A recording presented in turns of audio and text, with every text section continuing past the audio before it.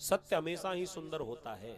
कोई व्यक्ति सत्य बोलना जानता है, सत्य के मार्ग पर चलना जानता है, उसे तैयारी करने की आवश्यकता नहीं पड़ेगी, क्योंकि सत्य तो सत्य ही होता है।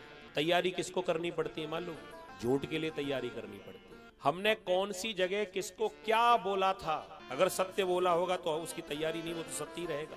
लेकिन अगर असत्य भाषण किया होगा तो याद करना पड़ेगा ना, याद रखना पड़ेगा मैंने किसको क्या बोल दिया। जो परमात्मा जन्म देने वाले हैं उन्होंने ही सारा संसार बनाया, आपको बनाया, मुझे बनाया, पूरी संसार को बनाया, और वही पालन पोषण कर रहे हैं। अगर किसी को ये लगता हो कि मैं घर का पालनहार हूं, कई बार ऐसा लगता है ना, हम लोग धमकी दे देते, मैं जब तक हूं तब तक सब ठीक है, अगर चला गया ना फिर पता लगेगा।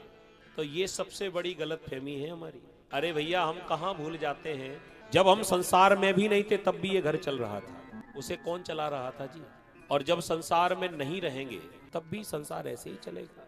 हो सकता है घर वाले कुछ दिनों तक दुख मनाएं, कष्ट हो, लेकिन विचार करिए संसार कभी रुकता है क्या? जो ये कहते थे कि चिंता मत करो, मैं हूं, कुछ नहीं होने दूंगा, और जब कुछ हो जाए तो फिर क्या कहता है, भगवान के आगे किसकी चलती है? यही है ना।